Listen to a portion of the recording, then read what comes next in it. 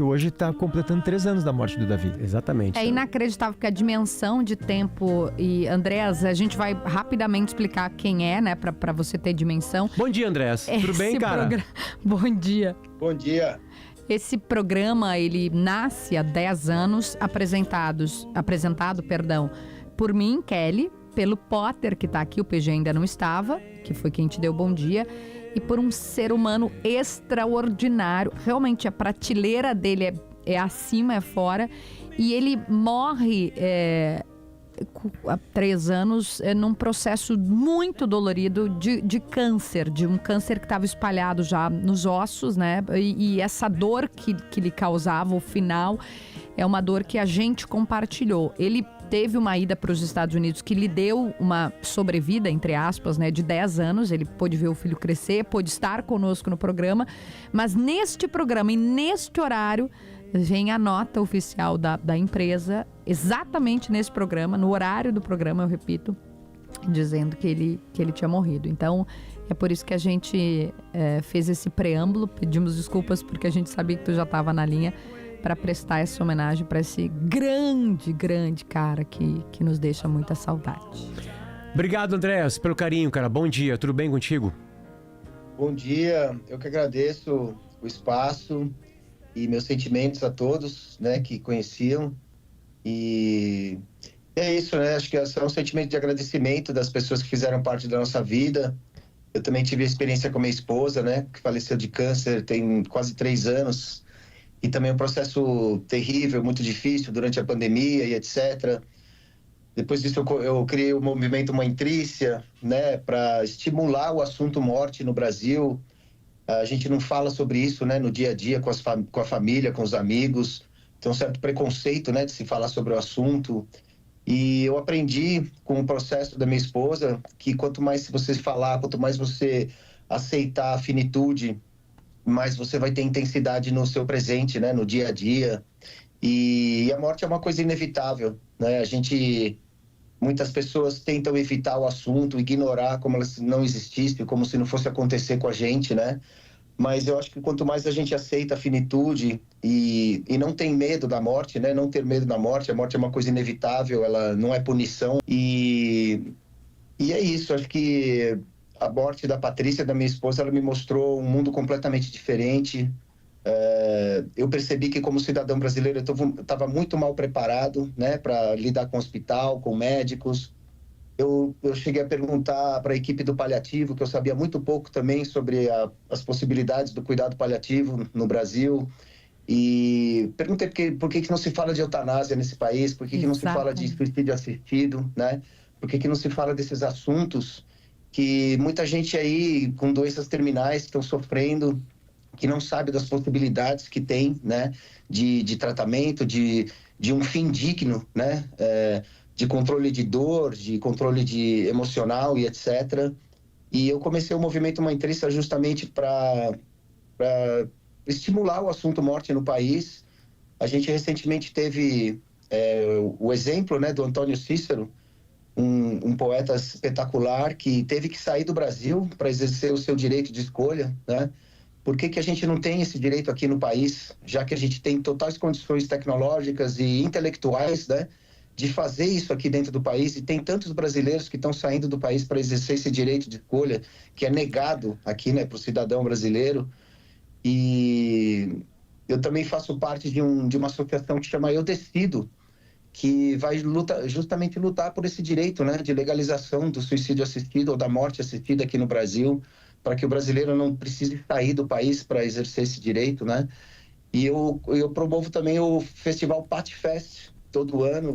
A gente vai fazer o 4º ano também, com participação de vários artistas, onde a gente pega toda a arrecadação e dá, né, passa para Favela Compassiva, né, do professor Alexandre, que leva o cuidado paliativo para as favelas do Rio de Janeiro, também a Heliópolis Compassiva aqui em São Paulo, e para pessoas que estão ali completamente esquecidas, né, pela sociedade, que não sabem de acesso à saúde e à informação. Enfim, eu acho que tem muito o que se fazer aqui nesse país para se discutir temas polêmicos, né, que é tão difícil a gente falar de aborto, de legalização de drogas, de eutanásia. Mas é necessário. Eu acho que quanto mais a gente encarar o assunto e ver isso de frente, mais tranquilidade, mais paz a gente vai ter. Deixa eu pegar um gancho, e André, aceitação, né? dessa frase que você disse, Acompanhar Potter PG, que é assim, a imagens morte como... Para quem eventualmente não reconheceu o nosso claro, tem toda a entrevistado, razão. acho que é importante Estamos só dizer que o na- André Kisser Aceitação, né? Dessa frase que você disse, Potter PG, que é assim, a morte como... Para quem eventualmente não reconheceu o nosso claro, tem toda entrevistado, a acho que é importante só dizer que o André Kisser é o guitarrista de uma das maiores bandas brasileiras de todos os tempos, que é o Sepultura, que está numa turnê agora, que deve ir até 2026, né, Andrés? Exato. Assim, a ideia, pelo menos o que eu tenho lido, é que o Sepultura vai acabar, isso vai deixar um monte de gente órfã no mundo inteiro. Acho que não existe outra banda brasileira com maior impacto internacional. Mais na influente da música. história do heavy metal, tanto no Brasil quanto no cenário mundial. Exatamente. Então, só para deixar claro aqui, porque a gente não que a gente mencionou entrou nisso, a num gente papo estava meio sobre, emocionado com o Davi e tal. Então, a gente está conversando com o André Kisser, que é o guitarrista do Sepultura e é uma a gente das vai falar figuras disso. mais influentes do heavy metal no mundo. Mas eu anotei, Faz a tua pergunta, sublinhei uma frase, PG, que a gente encara a morte como punição. Por que eu anotei essa frase? Porque o Davi Coimbra, que era quem a gente estava homenageando, falava muito isso. Porque eu falava, mas por que, Davi? E ele falou, mas não é uma questão de merecimento, Kelly. Porque a gente tem uma ideia assim, né? Você vai trabalhar muito e você vai ser recompensado no final. Quem é bom, né, na vida, no final alcança a redenção, vai pro paraíso. E ele falou, não é merecimento. Se uma criança ia ter câncer, não é uma questão de... A gente ouve muito, né? De ter, fazer o bem para depois colher o bem. E eu queria te perguntar dessa frase, né? Essa compreensão de que a morte não é uma punição. Não é uma coisa que foi inventada, né, vamos dizer assim, pelo ser humano. É um fato, inevitável, né? Eu acho que a morte ela tem que fazer parte da educação desde que a gente nasce, de falar sobre morte. A gente tem a experiência dos pets, né, dos bichinhos de estimação. Quantos bichinhos já perdi, cachorro, gato, e a gente perde a oportunidade de se falar sobre o assunto com as crianças, sobre a vida, sobre a morte, sobre as lições que a gente aprende, sobre a inevitável, né, que a gente vai morrer, e não ter medo disso, né, não usar isso como punição, como uma coisa que vai para o inferno ou paraíso. Assim, a religião realmente não ajuda em nada, né? Ela só bota medo, ela bota mais dúvidas, ela não traz conforto. O que traz conforto é o dia a dia, a gente falar sobre o assunto, a gente encarar a morte como parte da vida, como parte fundamental da vida. Por exemplo, se você vai assistir um filme e ele não tem fim, você não tem reflexão, você não tem um moral da história, você não tem um significado das coisas. Um livro, uma entrevista, qualquer coisa, né? Essa entrevista, se não tiver fim, aonde nós vamos parar, né? Então a gente tem que ter essa coisa da finitude, onde a gente olha para trás, onde a gente reflete o passado, onde a gente faz a reflexão das nossas decisões, né? Onde a gente para e realmente se localiza, né? Numa situação de toda a experiência que a gente passou. Então a gente não precisa ter medo da morte, ela é uma coisa inevitável. E quanto mais a gente aceita a finitude, mais intensidade no presente a gente tem. A gente não vai esperar no dia seguinte para falar um eu te amo para um filho, ou para um irmão, ou para um amigo, né? Ou tentar resolver alguma coisa que está mal resolvida com um parente, ou com pessoas que você conhece, ou realizar sonhos, começar a aprender um instrumento, começar a aprender a pintar, começar a aprender alguma coisa nova na vida, né? Nunca é tarde para nada. Eu acho que a gente precisa parar com esse medo, né? Com essa coisa meio inconsciente, né? E não sabe nem de onde vem esse medo, dessa coisa que a gente nasce para morrer. Todo mundo fala, a única certeza que a gente tem é a morte, mas ninguém absorve isso, né? Só fala por falar, né? Mas um pouco do que a gente está fazendo como Sepultura tem muito a ver com essa experiência que eu passei, né? De respeitar a finitude, de fechar ciclos. Quantas vezes a gente termina uma escola, uma faculdade, ou um relacionamento, a gente fecha ciclos toda hora na nossa vida, né? E isso é muito saudável, porque a gente evolui, a gente faz a nossa reflexão, a gente de experiências, né? De coisas certas ou erradas que a gente fez, aprendizado, lições, etc. E essa Celebrating Life Through Death, né? Que é a celebração da vida através da morte, essa turnê de Sepultura tem muito a ver com isso, de fechar um ciclo. A gente está acabando num momento muito positivo, são 41 anos de história, né? Mais de 80 países visitados e tudo que a gente conquistou e conquista até hoje. E agora chegou o momento, sabe, de a gente parar com consciência, uma escolha consciente, né? Uma escolha, um direito que a gente exerce de parar com a nossa carreira e ainda ter motivação para tentar projetos diferentes, dentro da música, obviamente, porque eu sou músico, sou artista, mas tentar outras coisas, né? Trabalhar com gente diferente, com instrumentos, ritmos, etc. E o Sepultura nunca vai acabar, né? A Sepultura vai... Por exemplo, Led Zeppelin, Motorhead, essas bandas que não existem mais, estão cada vez mais vivas, né? Na mente do fã e etc., e no coração do fã.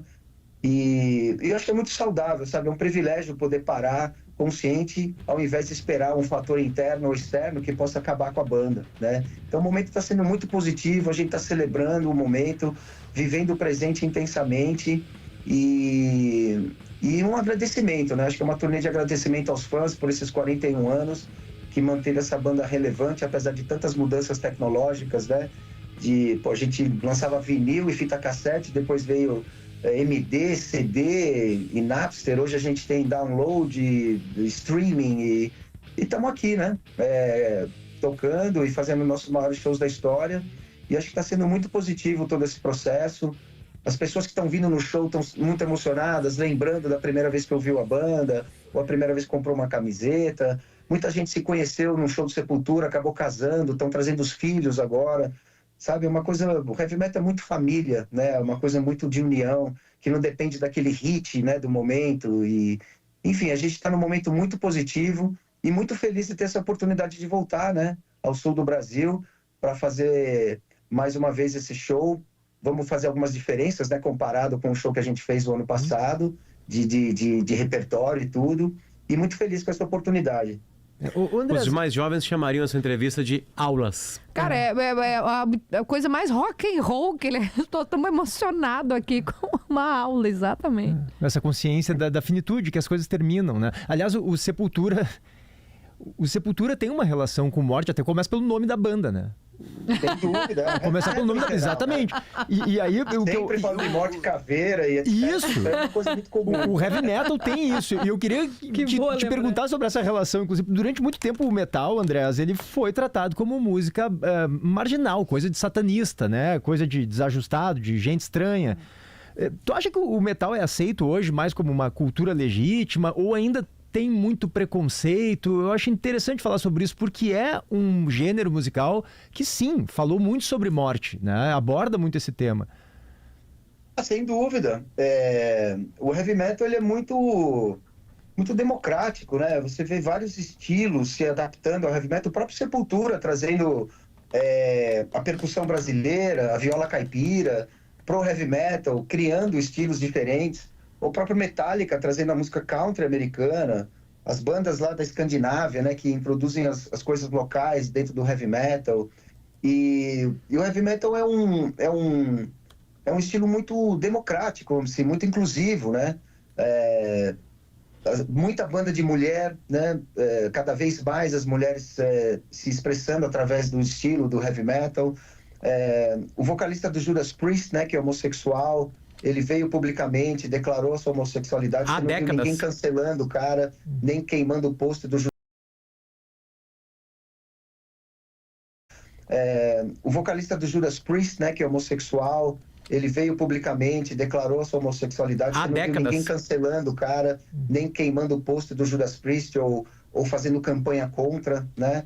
É um fã muito fiel, é um fã muito inteligente, muito culto.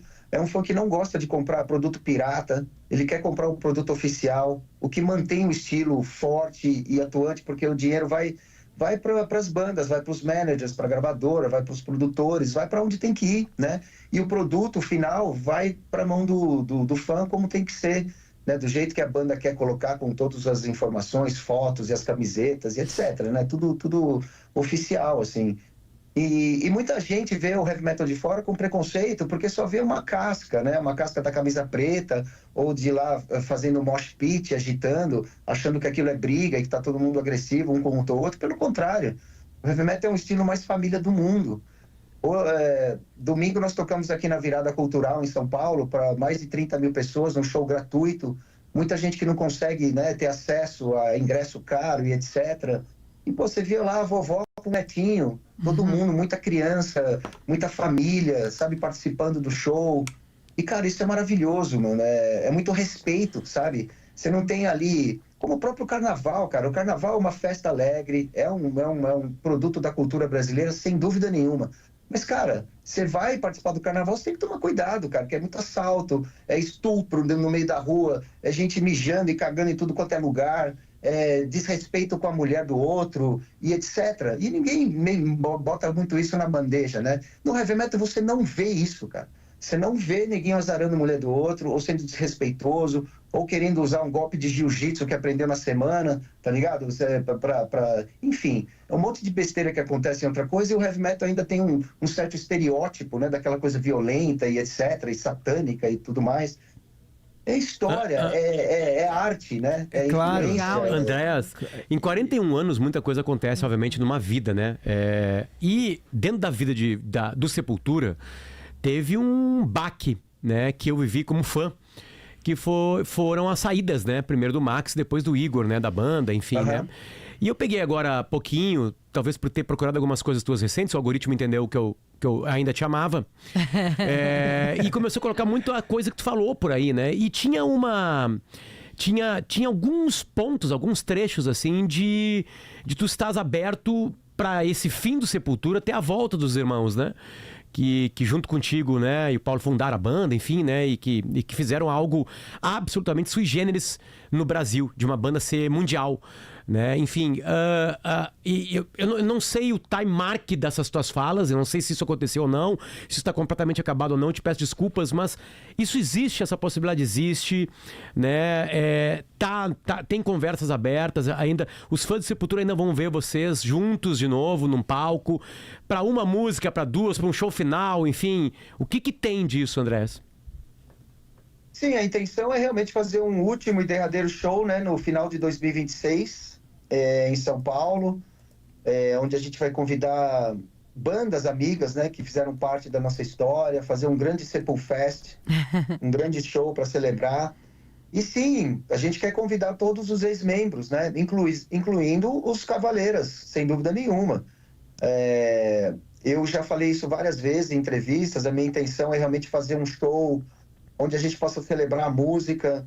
E eu não estou interessado em ficar discutindo quem está certo, quem está errado, quem que fez isso, quem que fez aquilo, porque isso é irrelevante, né? Mesmo porque a gente nunca vai chegar num ponto em comum.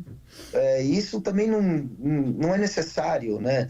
A gente tem o nosso ponto de vista dos fatos históricos que aconteceram dentro da banda, as nossas discussões e o que né, acarretou tudo isso. Isso é completamente irrelevante hoje. Cada um está com a sua carreira, escolheu, né? O Max e o Igor escolheram sair da banda e estão aí fazendo o que estão fazendo, etc.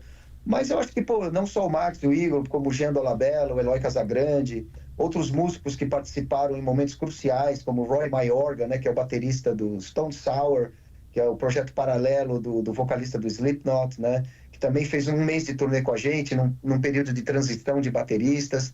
Enfim, eu acho que os fãs merecem essa festa, a gente mesmo merece, nossos familiares, né, filhos aí que nasceram naquela época e nunca viram. Mas esse show tem que ir pra praia de Copacabana de graça, André. Com 9 telões. Desculpa aí, São Paulo, ou bota na rua. No Rio de Janeiro é brincadeira, né? No Rio não dá, mas tem que ir em São Paulo ou Belo Horizonte, né?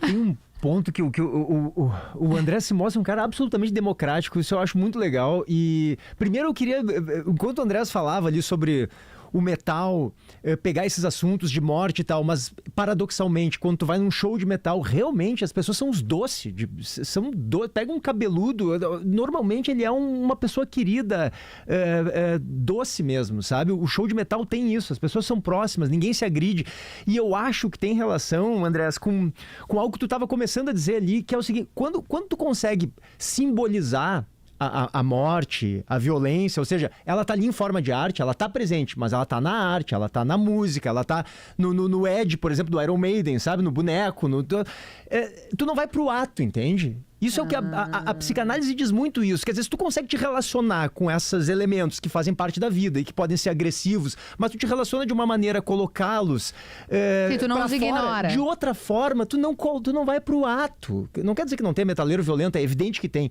Mas isso é muito interessante, como eles conseguem, os metaleiros fazem isso. Eles elaboram de uma maneira e aí quando tu vai ver na vida real, as pessoas acham, isso aí é satanista, isso aí vão vir pra cá, vão bater na minha cara. Pelo contrário, porque os caras estão elaborando isso de outra forma, né, Andrés? Eu acho isso tão bonito.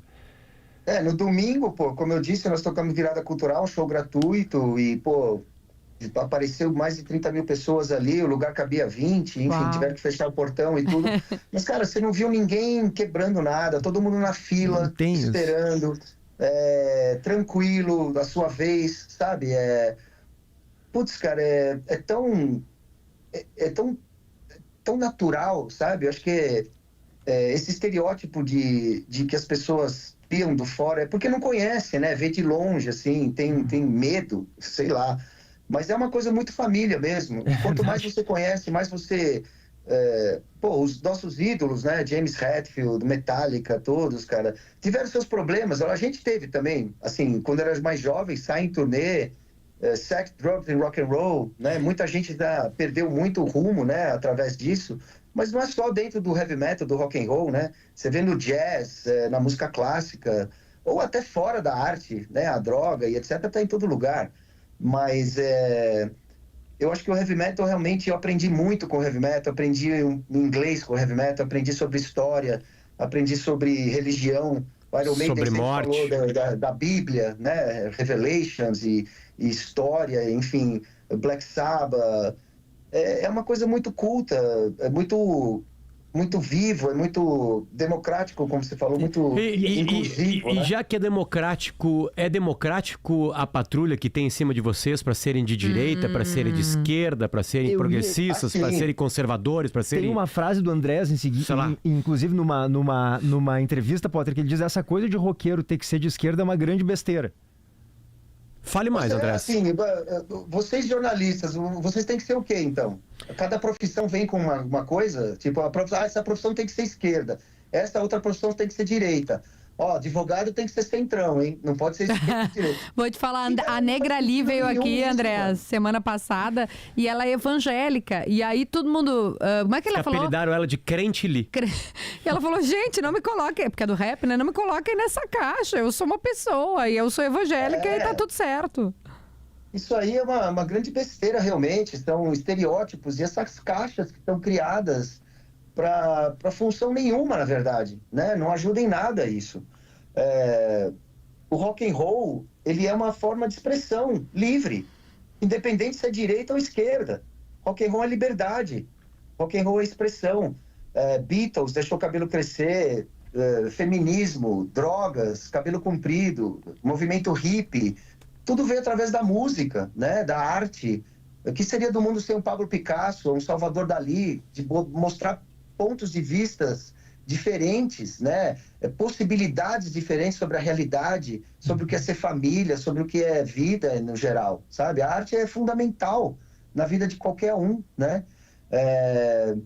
E a música faz parte disso. A música mudou minha vida, meu. A música ainda muda minha vida. Ainda estudo música, ainda gosto de escutar coisa nova, de estar buscando, né? Essa coisa de estar na zona de conforto é o pior que pode acontecer para um artista, né? Você ficar se copiando e etc. Então, a gente está sempre buscando algo diferente e quando definem a gente, é que a gente já está em outro lugar. já estão achando, já tá achando outro espaço. Aliás, eu ouvi algumas entrevistas suas para a gente fazer essa conversa. E teve uma coisa que me pegou muito, que é você falar que o rock and roll é verdade e que você faz porque você gosta. E não é que gosta, claro que gosta do público, né? Mas gosta de tocar na garagem, é a essência, faz né? Pra ele, o Andrés faz pra ele. É porque ele ama, assim, e você me corrija, por favor, se eu estiver errado. Foi o que eu compreendi do que você falou. E aí, aquela pergunta que fica, porque hoje, da maneira como a gente se relaciona, a gente tem que mais parecer do que ser. Então, não pode, o dentista, que é o melhor do mundo, ele tem que fazer um vídeo falando 5 coisas pra você fazer antes de escovar o dente.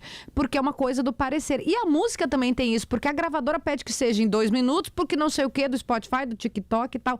Como é que relaciona isso? Você ser com o que o mundo espera, o que exige, o que impõe diante de uma nova... Que nem é tão nova também. A gente tinha que, na pintura lá que o cara fazia, a mulher tinha que fazer o sorrisinho Mona Lisa, né? Como que... Mano, tu faz música pra ti ou pro fã? Bem fácil. Não, a música é uma expressão. Assim, é difícil explicar, é como comer, talvez. Você come para você come porque tem que sobreviver. Assim, você tem essas possibilidades de comer algo que você gosta e tudo, mas você precisa comer. E eu acho que a arte é isso. A arte faz parte do que o ser humano é, do fundamental do ser humano, né? E cara, o melhor que você pode fazer para o universo é investir em você mesmo. Porque a retórica... Você falar para uma pessoa, por exemplo, para de beber porque faz mal pro seu fígado, ou porque você é isso e aquilo, porque não pode dirigir, enfim, não adianta, mano, você tem que cair a ficha você mesmo. Eu parei de beber faz 5 anos e alguns meses agora, né? E, pô, quantas vezes, assim, já entrei em conflito de falar para as pessoas parar, ou com meu filho, ou com o companheiro de banda e tudo, e eu tava bebendo também, enfim, níveis diferentes e tudo. A partir do momento que eu parei de beber, mudei meus hábitos, tranquilo comigo mesmo, sem fazer nenhum alarde, mano. Fiz mudança de hábito, comecei a meditar, comecei a fazer exercício, comecei a acordar mais cedo, comecei a ler mais, comecei a viver mais, mano. O álcool é um veneno, o álcool tava tomando conta da minha vida, né? Nem tava percebendo, mano. A partir do momento que eu tirei aquilo da minha vida, eu comecei a viver uma vida muito mais intensa, muito mais real, né? Lembrar das coisas, lembrar de tudo, não sentir vergonha no dia seguinte das coisas que você fez antes, ou até lembrar mesmo, né, de tudo que acontece. Enfim, você tem que investir em você mesmo. A partir dali, as pessoas do meu lado começaram a ver que as mudanças são consideráveis. E, o Paulo parou de beber, o meu filho parou de beber. Recebo recados de fãs me agradecendo, depois que eu vi sua entrevista, não sei o quê, parei de beber, tô fazendo um teste. Tu buscou ajuda, Andrés, para parar de beber, ou foi algo absolutamente solitário? Não, foi da noite pro dia. É? Foi da noite pro dia, porque, assim, eu fui num churrasco com meu cunhado, família, tava meu sogro, minha família, meus filhos, minha mulher, etc. E, normalmente, abre uma garrafa de uísque, cerveja, começa a falar, não sei o quê, e foi para aquele lado horrível, que eu tava...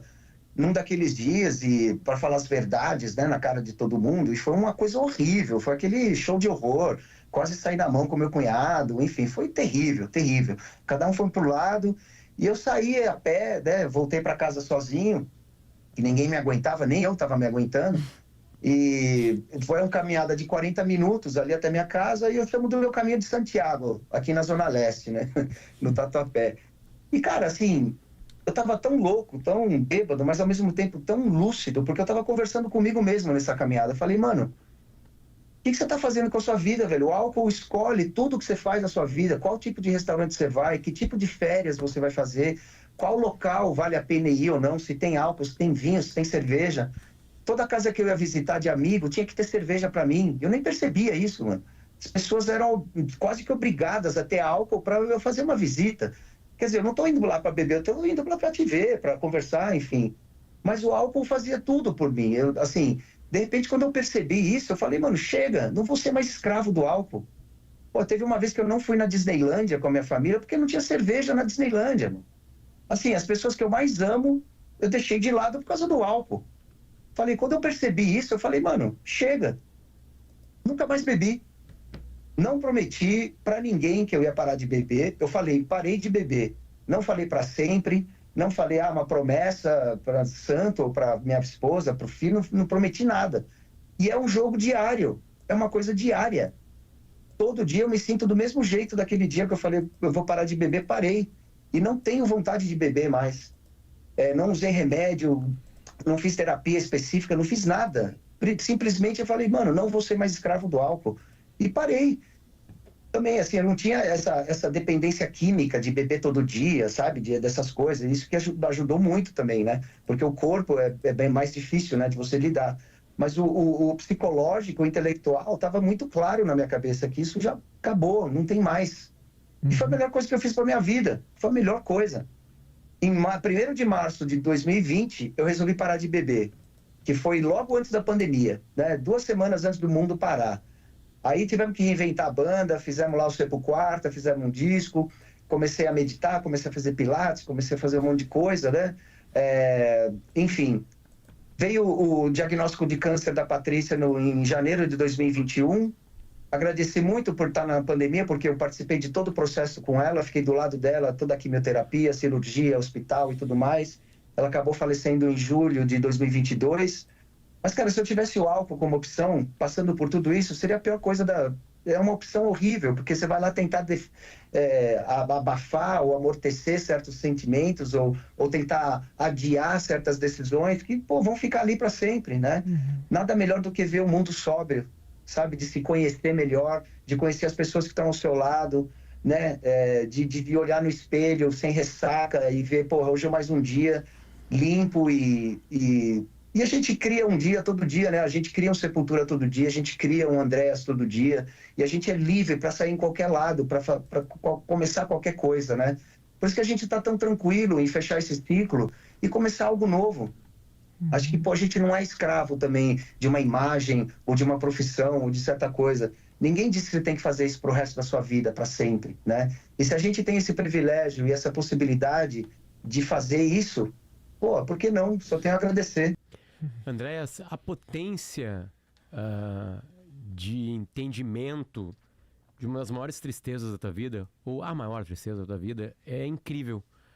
Né? O jeito que tu lidou desde o primeiro instante, né? Tu acabou de falar, né? Tem um diagnóstico, depois tem a morte, 1 ano depois, um pouquinho mais de 1 ano. O jeito que tu fala disso, o jeito que tu coloca o jeito que tu transforma isso também. Cria uma mãe triste, esse projeto é incrível. Né? Transforma isso em não vou levar paz para mais pessoas que viveram isso. Porque, pô, assim, poderia ficar sentindo pena de mim mesmo, ficando, por que a Patrícia, por que eu, por que isso, por que aquilo, quebrar camarim, ficar, sabe? Assim, assim, isso não é caminho para nada. Assim, logo, a Patrícia estava lá na cama ainda, apertando a maquininha de morfina e não sei o quê, e eu já revoltado com meus questionamentos, por que não tem eutanásia, por que não se fala nisso, cadê a minha opção, por que como cidadão brasileiro eu não tenho isso aqui, agora? E resolvi lá naquele momento já trabalhar para isso, mano. Pensei assim, pô, se a Patrícia que tem todos os privilégios, tá em São Paulo, no melhor hospital, com seguro de saúde, imagina o resto do povo aqui do Brasil, mano, que não tem nem noção de que isso existe. E eu comecei a falar, porra, isso precisa ser passado, a gente precisa falar de morte. A gente pode se preparar melhor para esse momento tão doloroso. Falar de inventário, né? Porra, quando morre, aí você tem que ver um monte de papel que não tá assinado, terreno que você nem sabe que existe, porque o vô e a avó não fala, e não sei o quê. Cara, porra, faz isso em vida. Conversa, quer ser cremado, quer ser enterrado? Você quer o quê no seu caixão? A Patrícia sempre falava de morte de uma maneira muito tranquila, desde que a gente namorava, né? Nós ficamos 32 anos juntos, e desde que a gente namorava, ela falava, quando eu morrer, não vai esquecer meu travesseiro, meu cobertorzinho, e meu pijama e a meinha no pé, porque eu não quero passar frio. E a gente dava muita risada, e ela falava isso para todo mundo, não era só para pessoas íntimas, assim, da família, para todo mundo. Numa mesa ali de jantar, sei lá, no restaurante, aparecia o assunto, ela falava isso, né? E, cara, quando aconteceu dela falecer, todo mundo sabia o que ela queria, cara. Isso não tem preço, mano. Isso não tem preço, não teve discussão entre pai, mãe, filho, irmão. Ela queria isso, ela queria aquilo. Sabe, imaginando, porque cada um acha que conhece mais a pessoa do que ela própria, né? E todo mundo esquece de escutar a pessoa que tá ali na cama. Fala, não quero mais viver, não quero passar por isso, mano. Respeita. Né? Se você acredita em Deus, tem essa coisa de religião, faça o seu caminho. Ninguém vai te obrigar a usar essa possibilidade de eutanásia se você não quer usar isso. Isso não é uma obrigação. Mas por que tirar a possibilidade de pessoas que querem usar isso? Como eu, como a minha família. Por que eu não posso ter esse direito de escolha? Porque uma outra pessoa que está sentada num escritório não sei aonde, ou numa igreja não sei aonde, acha que isso não é certo. O problema dela, porra. Faz o seu que você tem que fazer. Não vai interferir na minha vida ou na minha morte, entendeu? Eu quero ter a liberdade de escolher o que eu quero e não interferir na sua também. Faça o seu caminho que eu faço o meu.